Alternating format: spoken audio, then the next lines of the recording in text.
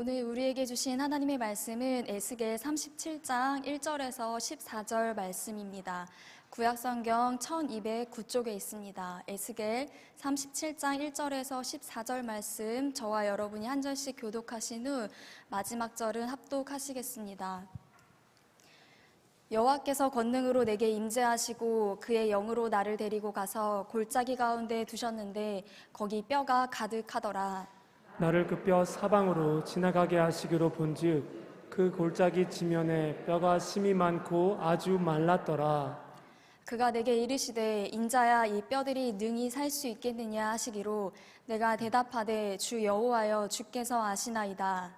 또 내게 이르시되 너는 이 모든 뼈에게 대언하여 이르기를 너희 마른 뼈들아 여호와의 말씀을 들을지어다. 주 여호와께서 이 뼈들에게 이같이 말씀하시기를 내가 생기를 너희에게 들어가게 하리니 너희가 살아나리라. 너희 위에 힘줄을 두고 살을 입히고 가죽으로 덮고 너희 속에 생기를 넣으리니 너희가 살아나리라. 또 내가 여호와인 줄 너희가 알리라 하셨다 하라. 이에 내가 명령을 따라 대언하니 대언할 때 소리가 나고 움직이며 이 뼈 저 뼈가 들어맞아 뼈들이 서로 연결되더라. 내가 또 보니 그 뼈에 힘줄이 생기고 살이 오르며 그 위에 가죽이 덮이나 그 속에 생기는 없더라. 또 내게 이르시되 인자야 너는 생기를 향하여 대언하라. 생기에게 대언하여 이르기를 주 여호와께서 이같이 말씀하시기를 생기야 사방에서부터 와서 이 죽음을 당한 자에게 불어서 살아나게 하라 하셨다 하라. 이에 내가 그 명령대로 대언하였더니 생기가 그들에게 들어가매 그들이 곧 살아나서 일어나 서는데 극히 큰 군대더라. 또 내게 이르시되 인자야 이 뼈들은 이스라엘 온 족속이라. 그들이 이르기를 우리의 뼈들이 말랐고 우리의 소망이 없어졌으니 우리는 다 멸절되었다 하느니라. 그러므로 너는 대언하여 그들에게 이르기를 주 여호와께서 이같이 말씀하시기를 내 백성들아 내가 너희 무덤을 열고 너희로 거기에서 나오게 하고 이스라엘 땅으로 들어가게 하리라. 내 백성들아 내가 너희 무덤을 열고 너희로 거기에서 나오게 한즉 너희는 내가 여호와인 줄을 알리라. 내가 또 내 영을 너희 속에 두어 너희가 살아나게 하고 내가 또 너희를 너희 고국 땅에 두리니 나 여호와가 이 일을 말하고 이룬 줄을 너희가 알리라. 여호와의 말씀이니라. 아멘. 나는 포도나무요 너희는 가지라. 그가 내 안에 내가 그 안에 거하면 사람이 열매를 많이 맺나니 나를 떠나서는 너희가 아무것도 할 수 없음이라. 아멘. 가지는요 나무에 찰싹 붙어 있어야지만이 살아갈 수밖에 없습니다.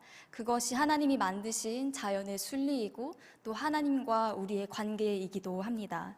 만약에 가지가 자유를 원해서 나무에게 잠시 떨어져서 아예 똑 부러져서 나가 있다면 그 순간에는 잠시 살아있는 것 같으나 점점 죽어가고 있는 존재이고 또 자유를 얻은 것 같으나 그것은 순간의 자유라고 볼 수가 있습니다.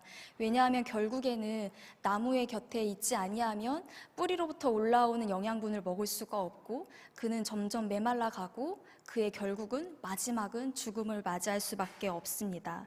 그렇게 소망이 없는 상태로 살아가야 하지만 그 가지는 자유에 그 순간의 자유에 혹해서 그 나무를 떠나려고만 합니다. 이 모습이 마치 우리의 모습과도 같은데 식물의 섭리도 그러하듯 우리의 인간의 모습 가운데서도 하나님을 떠나서는 절대 살 수 없다라는 것을 꼭 명심하셨으면 좋겠습니다.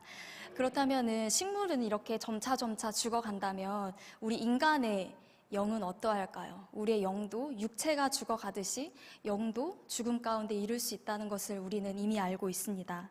우리의 인간적인 육체의 죽음을 맞이했을 때 많은 사람들은 혹은 억울한 죽음을 당했을 때에는 그 죽음의 배후를 밝히기 위하여서 어떻게 해서든지 그 유해를 찾으려고 합니다.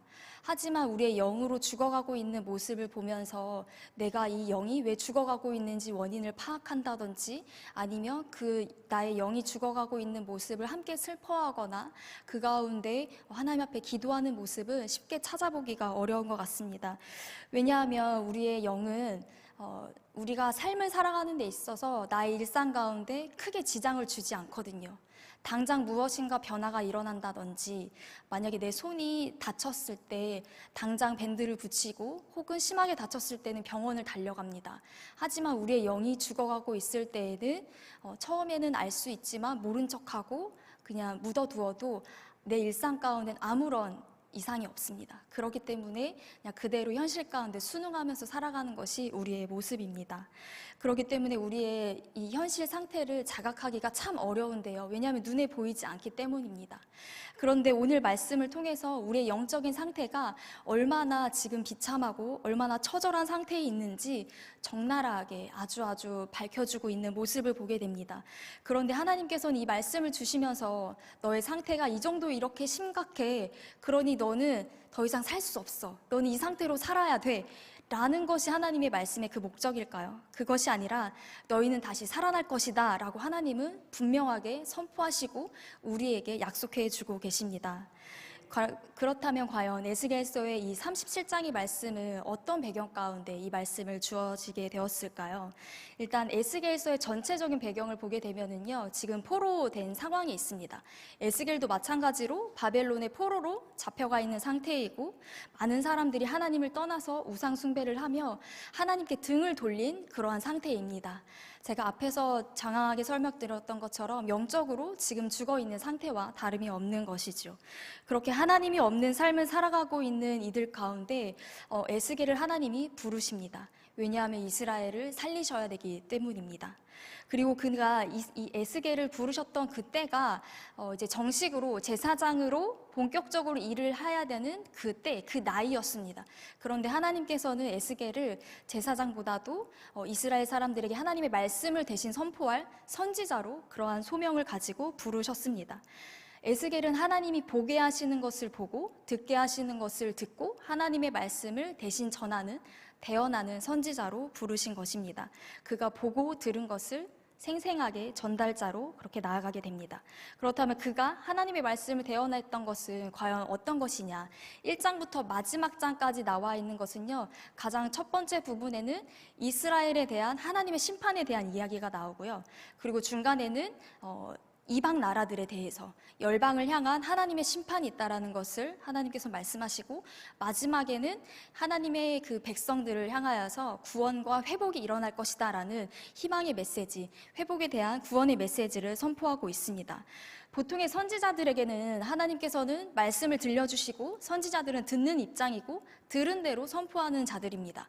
그런데 에스겔서 1장부터 보시게 되면은 조금 더 아주 굉장히 스펙타클한 그런 모습을 보여주는데요.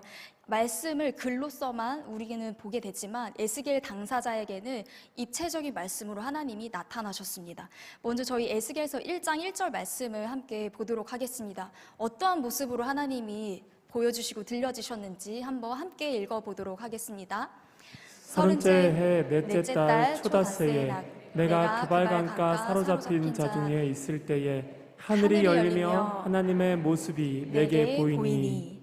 이 말씀을 볼 때 어떠한 형태로 하늘이 열렸고 어떻게 눈을 들어서 보게 되었는지는 정확하게 알 수는 없으나 분명히 에스겔의 눈앞에 하늘이 열리게 되었고, 물론 에스겔의 눈도 열렸겠죠.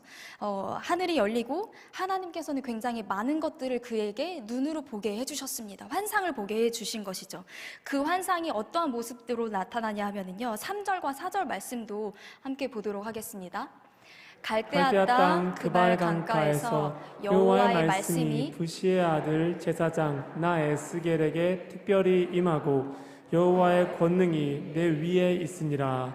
내가 보니 북쪽에서부터 폭풍과 큰 구름이 오는데 그 속에서 불이 번쩍번쩍하여 빛이 그 사방에 비치며 그 불 가운데 단 쇠 같은 것이 나타나 보이고. 네, 하나님께서는 에스겔에게 하늘 문을 여시고 그에게 보여주셨던 것은요, 우리가 마치 영화관에 갔을 때 예전에 그냥 화면으로만 보는 그런 영화관 수준이 아니라 4D 이런 막 의자 옆에서 바람이 나오고 냄새가 나고 의자가 막 흔들리고, 또 요즘에는 VR 체험관이라고 해서 또 어떤 큰 안경 같은 걸 쓰게 되면은 현재 실제로 지금 조금만 한 발만 더 나가면은 낭떠러지에 떨어질 것만 같은 실감 나는 그 현장에 가 있는 것 같은 VR 체험관.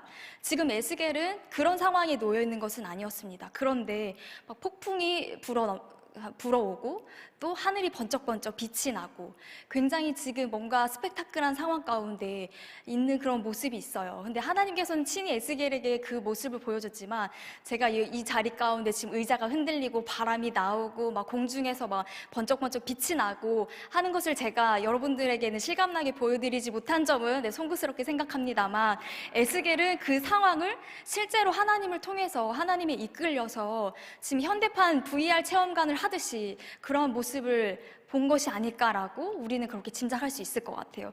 하나님께서 이끌어 가신 그 환상들을 그 장엄한 가운데 그는 엎드릴 수밖에 없지 않았을까라는 생각을 하게 됩니다.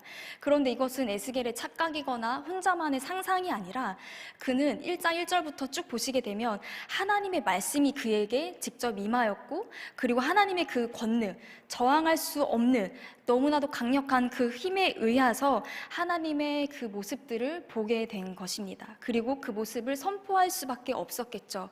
근데 우리가 이 환상을 보고 이 신비스러운 모습들 우리가 들을 때에는요, 우리가 간과하지 말아야 할 것은, 그리고 이 착각의 늪에 빠지지 말아야 할 것은 뭐냐면, 환상 자체에 저희는 집중하거나 그 모습 그대로 우리는 빠져들면 안 된다라는 것입니다. 왜냐하면 하나님이 보여주시는 그 환상들은 그것 가운데 담겨있는 하나님의 메시지가 분명하게 있고 그 가운데 하나님의 마음이 있기 때문입니다. 우리는 이 환상들을 통하여서 보여지는 그 자체만이 아닌 그 안에 담겨있는 하나님의 메시지, 하나님의 마음을 들여다볼 수 있어야 합니다. 이 또한 물론 우리의 힘이 아닌 성령 하나님의 힘으로 가능하겠습니다. 그렇다면 과연 하나님이 이 에스겔에게 보여주신 그 환상을 통해서 지금 이 시대에게, 그리고 에스겔이 살았던 이스라엘 사람들에게 하나님이 보여주시고자 했던 그 마음, 그리고 우리 이 자리 가운데 각자 우리에게 부어주실 은혜가 무엇일지 기대하는 마음으로 우리 본문 말씀을 함께 보도록 하겠습니다. 에스겔서 37장 1절 말씀을 함께 보겠습니다. 과연 하나님이 어떠한 마음으로 우리를 이끌어 가시는지 함께 읽어보겠습니다. 여호와께서 권능으로 내게 임재하시고 그의 영으로 나를 데리고 가서 골짜기 가운데 두셨는데 거기 뼈가 가득하더라. 아멘. 1장에서도 보았지만 에스겔을 이 골짜기 가운데로 이끌어간 존재가 있었습니다. 그 존재가 바로 누구였냐 하면 바로 하나님이셨습니다. 하나님께서 친히 그를 이끌어 가셨습니다. 여호와의 영에 이끌려서 그가 갔던 곳은 한 골짜기였습니다. 근데 그 골짜기 가운데에는 많은 뼈들이 있었는데, 메시지 성경이라는 그 성경책에 보게 되면은요, 유진 피터슨 목사님은 하나님의 권능에 의해서 그가 하나님의 임재를 이끌려서 그 가운데 갔던 이 모습을 하나님이 나를 낚아챘다, 하나님이 나를 낚아채서 잡아채셔서 뼈들이 가득한 그 널판 한 가운데로 나를 내려놓았다라고 그렇게 표현을 합니다. 하나님이 에스겔을 잡아서 그 자리 가운데 친히 잠시 내려놓으신 거죠. 하나님의 그런 강권적인 그런 인도하심 가운데 나아가고 있는데, 우리의 삶 가운데서도 내 착각이나 내 생각 가운데 그렇게 빠져 살아가는 것이 아니라 하나님의 강권적인 힘에 이끌려서 살아가는 저와 여러분이 되셨으면 좋겠습니다. 근데 우리가 하나님의 그 강권적인 인도하심을 소망하긴 하지만, 사실 하나님의 그 강권적인 인도하심은 사실 우리를 조금 두렵게 하는 부분도 없지 않아 있기는 한 것 같습니다. 왜냐하면 하나님이 데려간 곳이 어디였나요? 푸른 들판이 아니라, 푸른 초원이 아니라 바로 마른 뼈들이 가득한 골짜기였었습니다. 그 가운데를 심지어 하나님 한눈에 보게도 하셨고 그 사이사이를 거닐 수 있도록 하나님이 친히 이끌어 가셨는데요. 우리 2절 말씀을 함께 보실까요? 함께 읽겠습니다. 나를 그 뼈 사방으로 지나가게 하시기로 본즉 그 골짜기 지면에 뼈가 심이 많고 아주 말랐더라. 이 골짜기의 상태, 뼈들의 상태가 두 가지로 표현이 되고 있습니다. 첫 번째는 심이 많았고 아주 말랐다라고 그렇게 표현이 됩니다.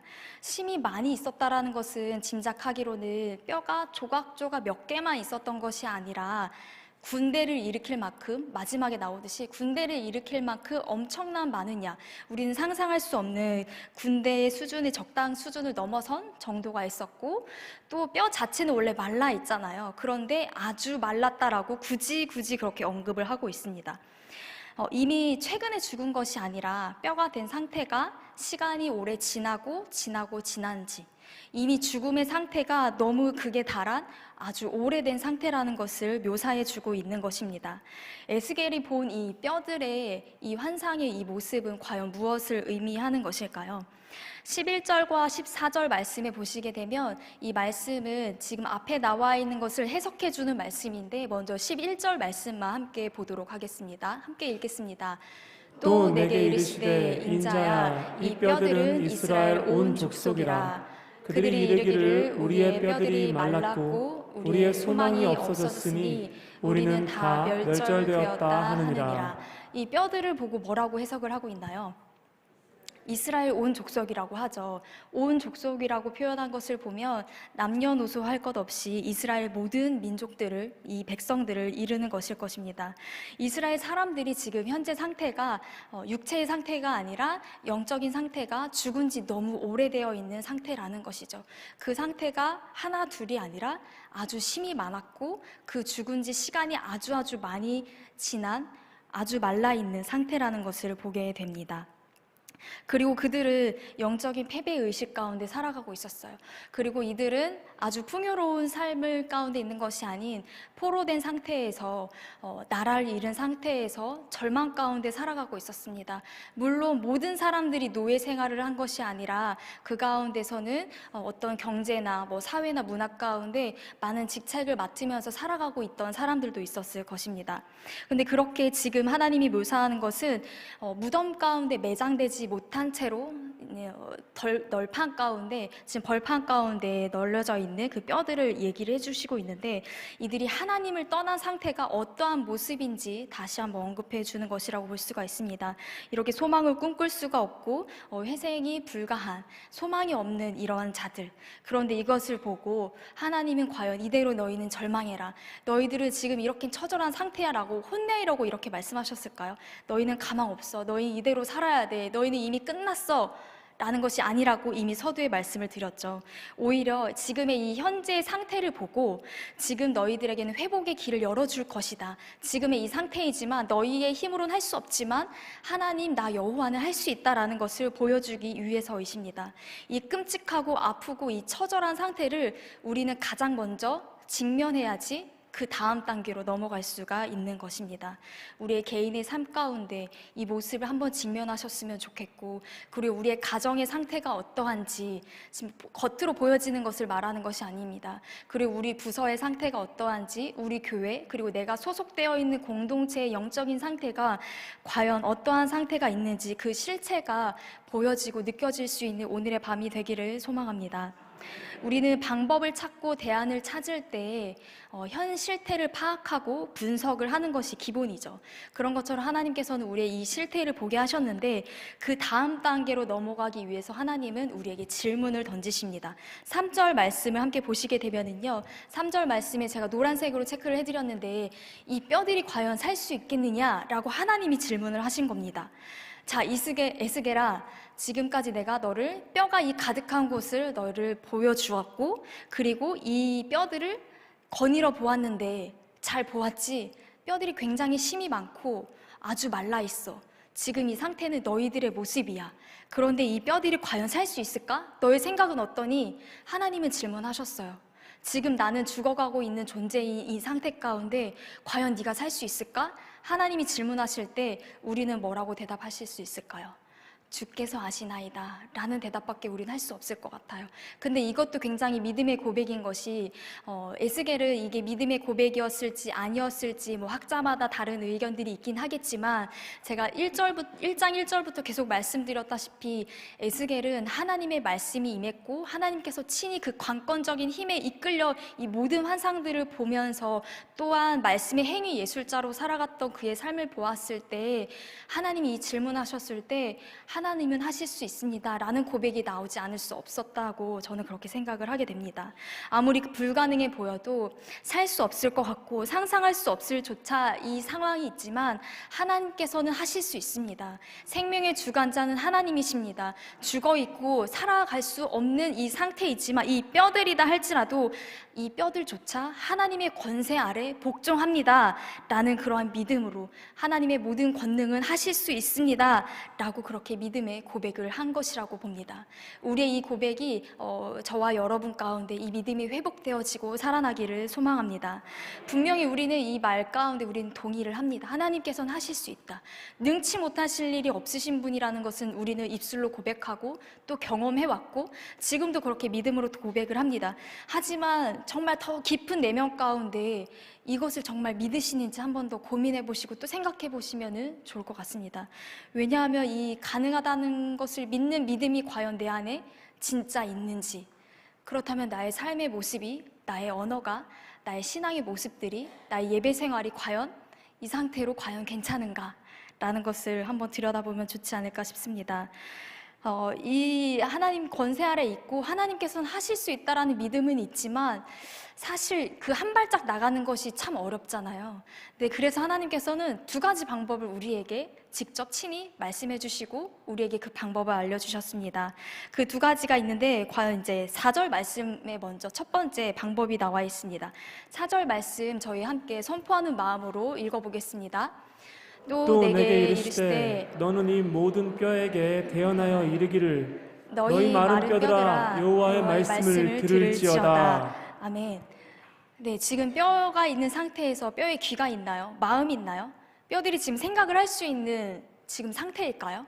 전혀 그렇지 않은 상태이죠. 물론 환상이긴 하지만 듣지 못할 상태에 있는 귀가 막혀 있고 마음조차 없는 이들에게 하나님은 말씀을 들으라고 하십니다. 죽은 뼈가 살아날 수 있는 방법이 바로 하나님의 말씀이기 때문입니다. 하나님의 말씀을 들을 때 그 진리의 빛이 들어갈 때 죽어있는 뼈가 살아날 줄 믿습니다. 그 빛 대신 하나님의 말씀이, 생명 대신 그 하나님의 말씀이 우리를 살릴 줄 믿습니다. 그렇다면 이제 7절, 8절 말씀 가운데 이 말씀이 들어간 존재들이 어떻게 변화되어지고 두 번째 방법은 무엇인지 함께 우리 말씀을 큰 소리로 함께 읽어보겠습니다.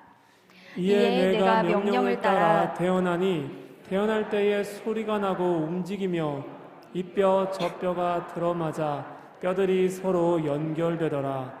내가 또 보니 그 뼈에 힘줄이 생기고 살이 오르며 그 위에 가죽이 덮이나 그 속에 생기는 없더라. 아멘. 에스겔 하나님의 명령에 따라서 그는 다시 한번 대언을 하게 됩니다. 죽음의 상태를 가늠할 수 없고 듣지도 못하고 있는 그들에게 하나님의 말씀이 선포되자 어떠한 일이 일어납니까? 갑자기 소리가 나고 여기저기 흩어져 있던, 연결되어 있지 않던 뼈들이 점점 들어맞아가고 그 뼈들이 연결되고 그 다음에 어떤 일이 벌어지나요? 힘줄이 생기고 그 가운데 살이 돋아나고 피부가 생기고 사람의 형체를 갖춰가는 모습을 보게 됩니다. 하지만 그런데 여전히 그들은 아직 살아있는 존재는 아니고 그냥 사람의 형체를 하고 있는, 생기가 없는, 아직은 죽어있는 상태를 볼 수가 있습니다. 하나님의 말씀 하면 뭐든지 다 살아날 수 있잖아요. 지금도 오늘날에도 하나님의 말씀은 TV만 켜면 또 핸드폰만 열면 하나님의 말씀이 여기저기서 홍수처럼 흘러나오는 시대를 살아온 지 우리는 꽤 오랜 시간을 그렇게 살아왔습니다.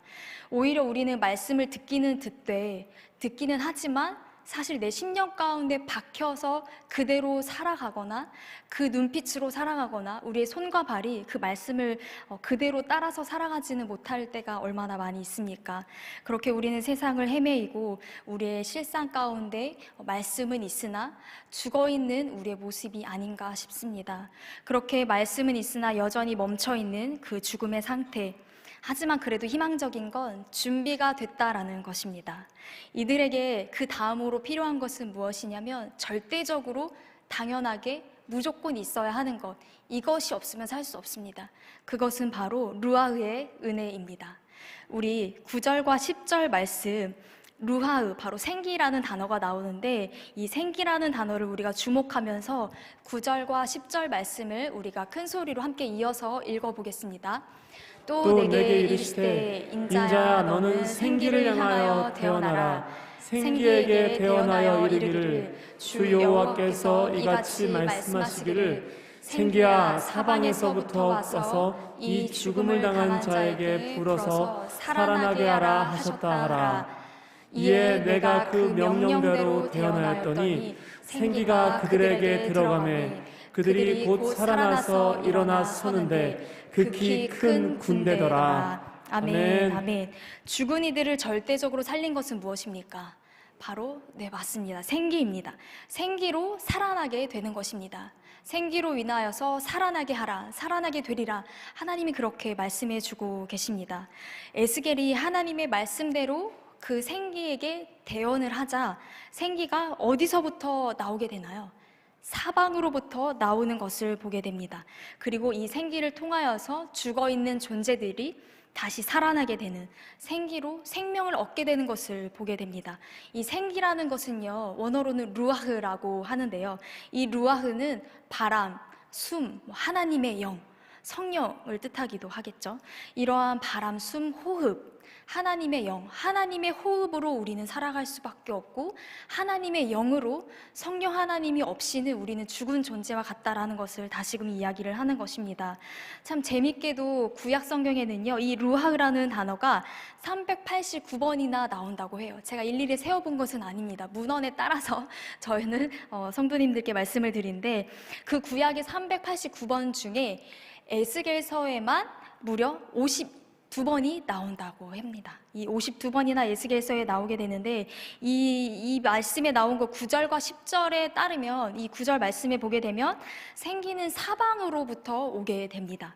어느 곳에서든지 어떤 방향에서든지 막혀있지 않고요. 사방에서, 이 사방의 동서남북만 가리키는 것은 아니겠죠. 문자 그대로만을 표현하는 것이 아니라 상징적으로 보여주는데 위아래 할 것 없이 없는 곳이 없다라는 것이에요. 이 세계 열방 가운데 그리고 모든 사람 가운데 하나님의 영이 임하지 않는 곳은 없고 하나님의 영이, 하나님의 생기가 미치지 못할 곳은 없다라는 것으로 받아들이면 좋을 것 같습니다.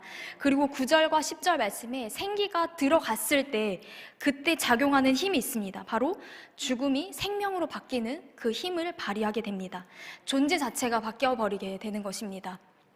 이렇게 하나님의 영이 임할 때 살아나게 될 줄로 믿습니다.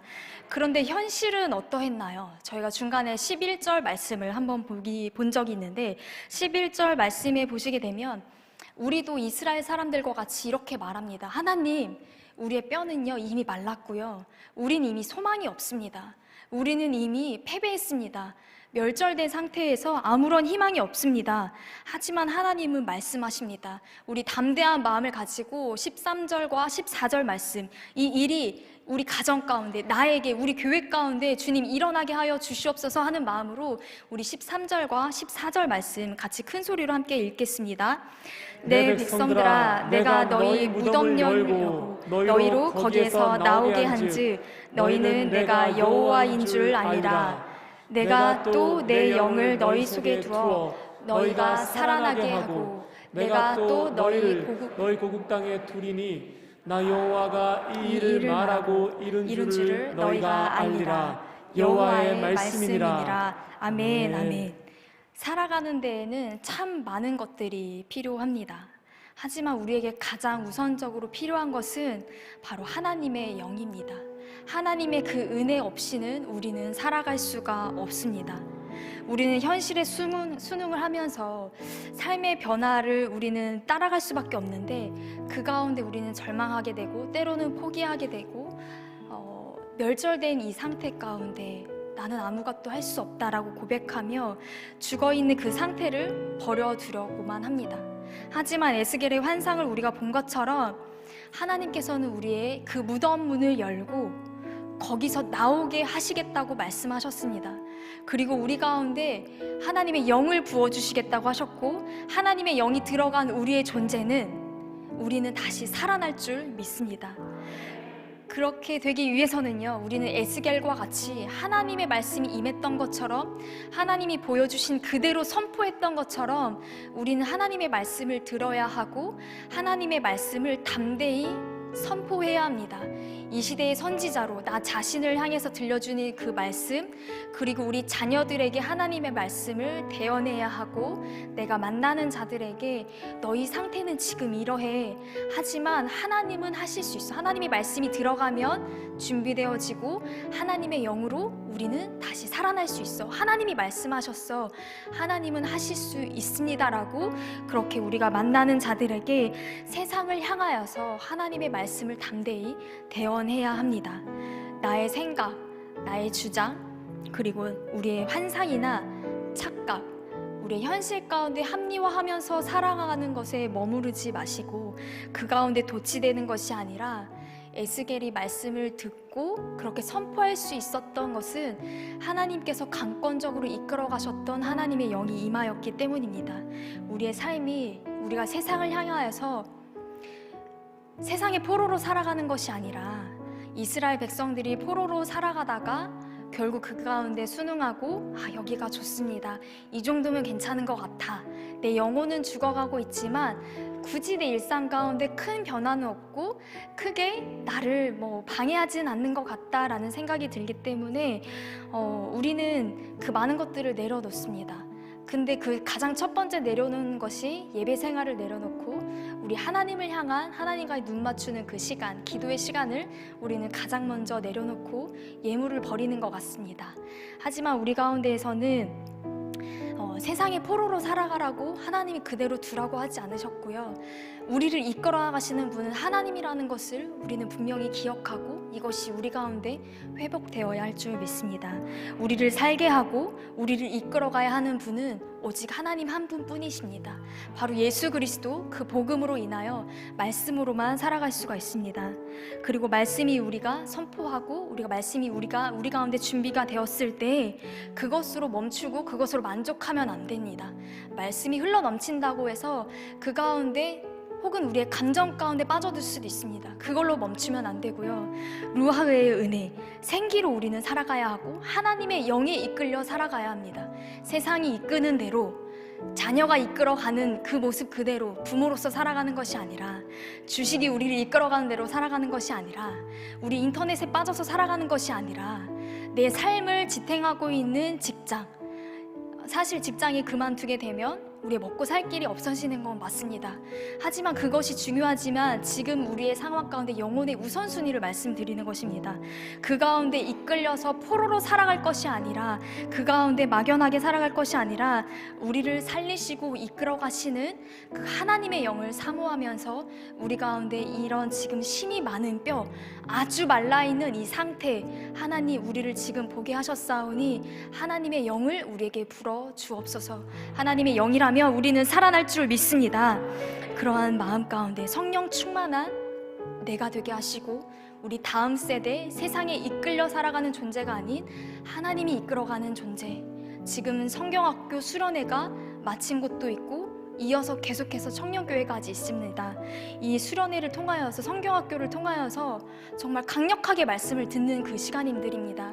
그런데 지금 코로나라는 것이 우리의 길을 막고 있습니다. 물론 조심은 해야 되겠지만 하나님께서 이 코로나로부터 우리 아이들을 막아주시고 교사들에게 담대한 마음을 주시고 말씀을 전하시는 우리 교역자분들에게 하나님의 영에 감동되어서 하나님의 영의 그 강권적인 힘으로 인하여서 하나님의 말씀을 선포하고 우리의 자녀들이 살아나는 그 역사가 이 성경학교를 통해, 수련회를 통하여서 일어날 수 있도록 간절한 마음으로 찬양하면서 기도했으면 좋겠습니다.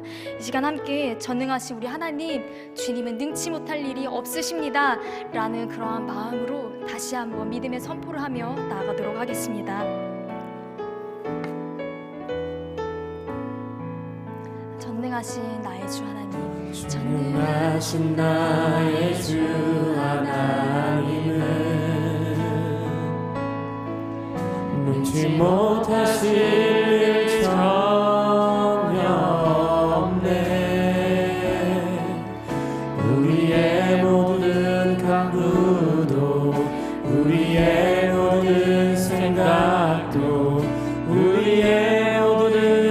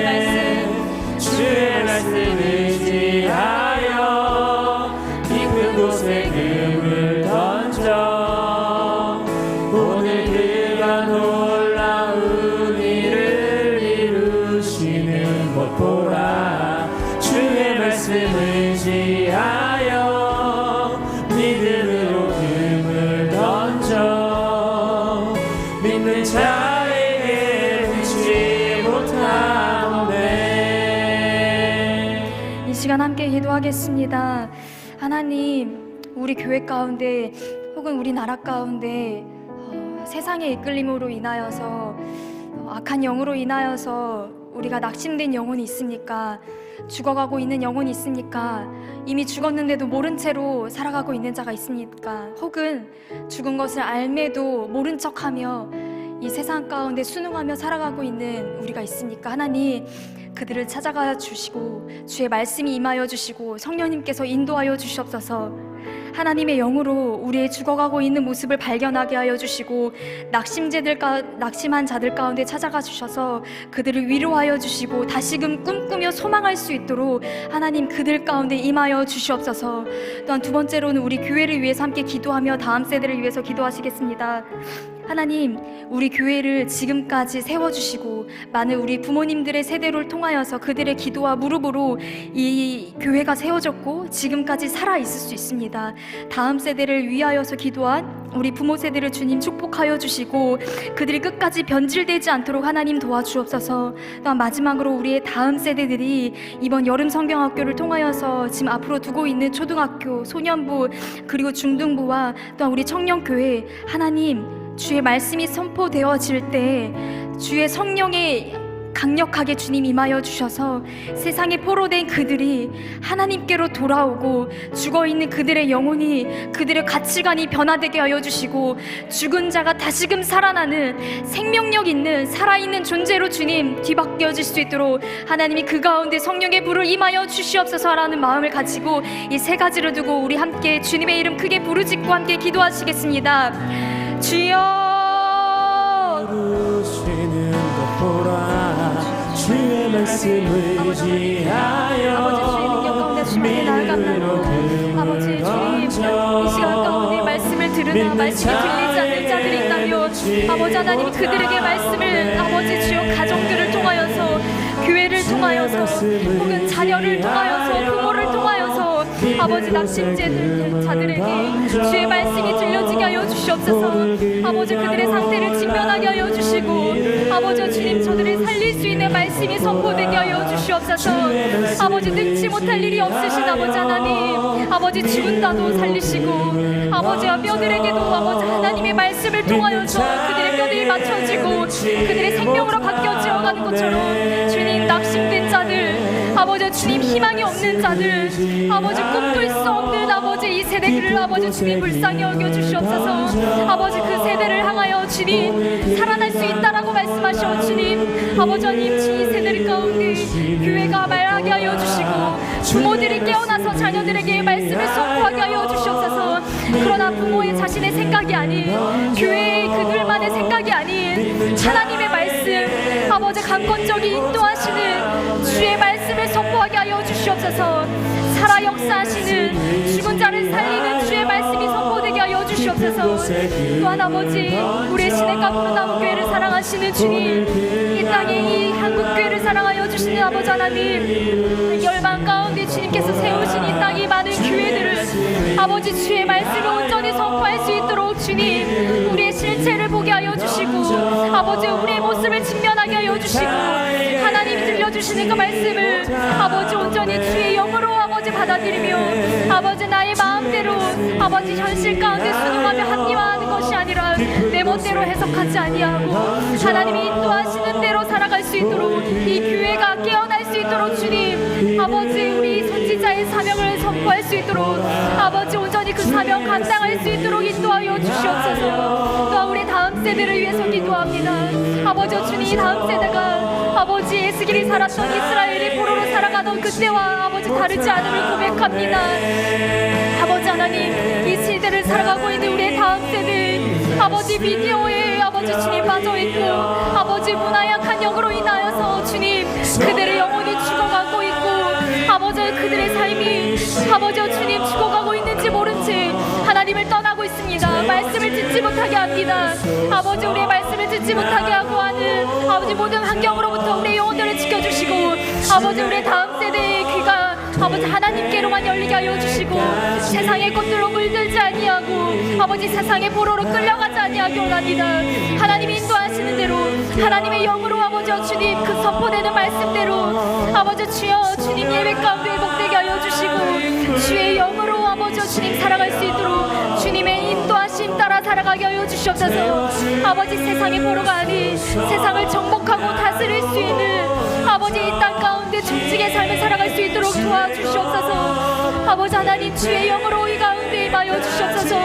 아버지 주님 초등부부터 아버지 청년교회에 있는 모든 성경학교와 수련회 가운데 준비하는 우리 교사들의 마음을 주님 담대케 하여 주시고 그들에게 먼저 성령의 불을 임하여 주시옵소서. 말씀을 전도하시는 아버지 주님 우리 전도사님들과 우리 목사님에게 성령의 능력으로 강건하게 아버지 주님이 인도하시는 하늘문이 열리고 아버지 죽은 자가 살아나는 아버지 귀한 성령의 역사가 일어나게 하여 주시옵소서.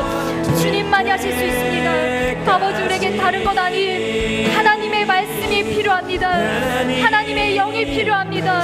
아버지 세상을 소망하는 것이 아닌 세상의 것을 소망하는 것이 아닌 하나님을 꿈꾸고 하나님을 기대하게 하여 주시옵소서. 하나님의 영으로 주님 임하여 주시옵소서. 만만치 않은 이 세상 주의 영으로 담대하게 승리할 수 있도록 주의 말씀을 선포하는 믿음의 다음 세대들이 다 될 수 있도록 주님 도와주시옵소서. 성령 하나님 감사합니다. 이 시대는 악한 영이 이끌어가고 있음을 우리는 고백합니다.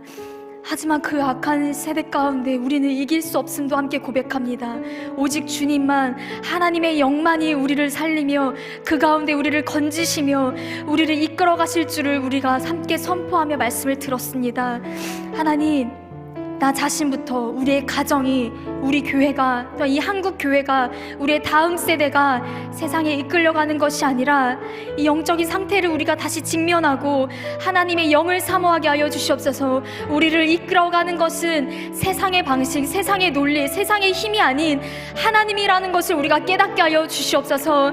죽어가는 자도 살리고 마른 뼈도 하나님은 다시 살리시는 그 하나님, 그 가운데 생기를 불어 넣으실 때 다시금 죽은 자가 생명을 얻은 것처럼 아버지 이 땅 가운데 하나님은 너무나도 살리기를 원하시는 하나님을 보았습니다. 다음 세대를 다시금 하나님께서 살리기를 원하시는 만큼 이 다음 세대들이 주님을 바라보게 하여 주시고 우리의 눈이, 우리 신앙의 삶이, 우리의 마음이, 우리의 눈과 우리의 손과 모든 발이, 우리의 모든 영이 하나님을 향하게 하여 주시옵소서. 하지만 우리를 가로막고 절망 가운데 우리를 무릎 꿇게 하는 모든 환경들 주님 그것으로부터 세상으로부터 문화의 모든 악한 것으로부터 분별할 수 있는 영을 부어주시고 모든 것으로 주님 막아주시옵소서. 우리는 그 힘을 이길 수 없습니다. 그러나 하나님이 계신다면 결코 그것을 따르지 않을 수 있습니다. 하나님 오직 이 다음 세대 가운데, 이 교회 가운데, 이 가정 가운데 주의 영이 임하사 오직 하나님만으로 승리하며 하나님만으로 살아있는 것이 무엇인지 세상 가운데 주의 말씀을 대언하며 살아가게 하여 주옵소서. 거룩하신 예수님의 이름으로 기도합니다. 아멘. 하늘에 계신 우리 아버지, 아버지의 이름을 거룩하게 하시며 아버지의 나라가 오게 하시며 아버지의 뜻이 하늘에서 같이 땅에서도 이루어지게 하소서. 오늘 우리에게 일용할 양식을 주시고 우리가 우리에게 잘못한 사람을 용서하여 준 것 같이 우리 죄를 용서하여 주시고 우리를 시험에 빠지지 않게 하시고 악에서 구하소서. 나라와 권능과 영광이 영원히 아버지의 것입니다. 아멘. 아버지 하나님, 주님 우리를 살려주시옵소서. 하나님 오직 주의 영으로 우리는 살아날 수 있음을 고백합니다. 주님 세상에 끌려 살아갔던